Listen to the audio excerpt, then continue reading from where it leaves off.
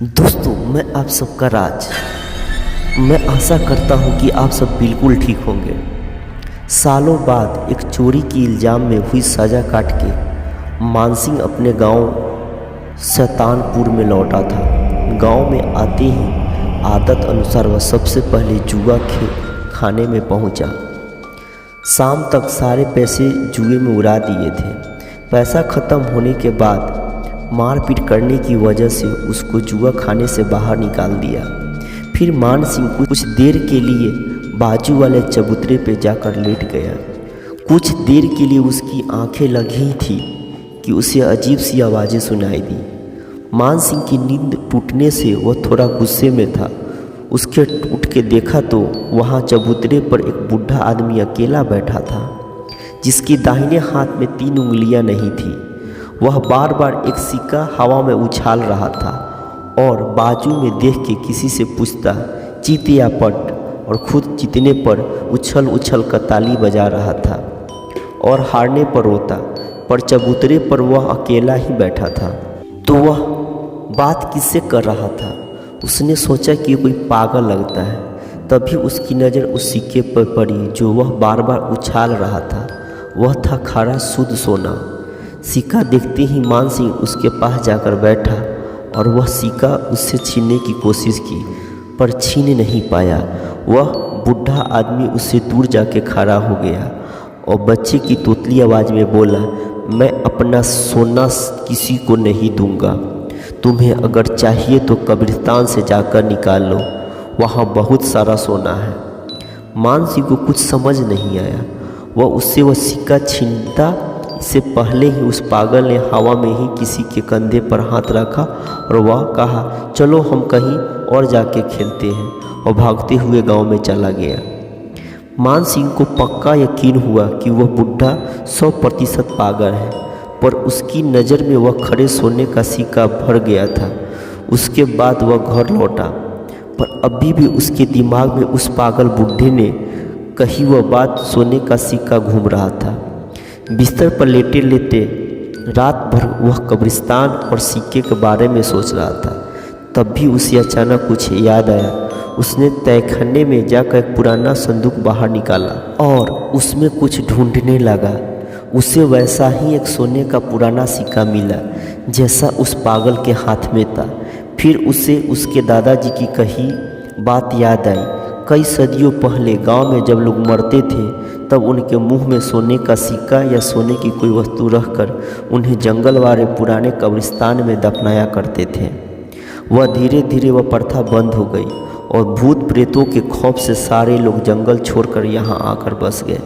बाद में वह पुराना कब्रिस्तान कुछ अघोरी तांत्रिकों ने मंत्र तंत्र की शक्तियों से हमेशा के लिए बंद करवा दिया। फिर उसके बाद से उस कब्रिस्तान की भयानक प्रेत आत्माओं के डर से वहाँ कोई कदम नहीं रखता था। न सब कुछ समझने के बाद मान सिंह के मन में एक शैतानी ख्याल ने जन्म लिया।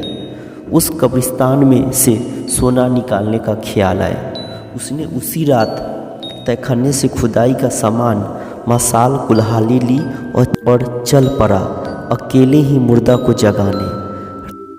रात के लगभग 12 बजे उसने बड़ी सावधानी से गांव पार किया और थोड़ा दूर जाके मसाल जलाई। कुछ ही समय में वह कब्रिस्तान पहुंचा। बिना किसी भूत प्रेतों और डर की परवाह किए बिना उसने पहली कब्र खोदी। उसमें से एक बच्चे का कंकाल था। मान सिंह ने कंकाल के मुंह में उंगलियां डाल के वह सोने का सिक्का निकाल लिया। उसी वक्त उसे हवा में अचानक बहुत ज़्यादा ठंड महसूस होने लगी। कहते हैं ना, अगर आसपास कोई भूत प्रेत का साया हो तो अचानक ही गजब की ठंड महसूस होती है। ये उसी का संकेत था। पर मान सिंह के आंखों पर लालच का पर्दा था। सोने के अलावा वह किसी और के बारे में वह सोच ही नहीं पा रहा था। फिर उसने एक और कब्र को खोद के कंकाल के मुंह से सिक्का निकाल लिया।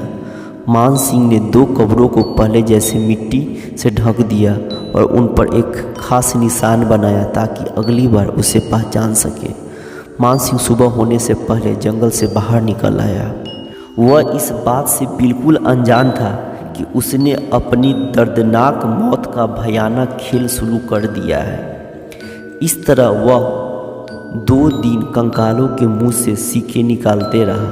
पर कहते हैं ना, हर चीज़ के अंत का एक ही समय निश्चित होता ही है। वैसे ही इस सब का भी अंत उसी रात को होने वाला था, क्योंकि वह रात अमावस्या की थी, मतलब सारी काली शक्तियों के जगने का समय।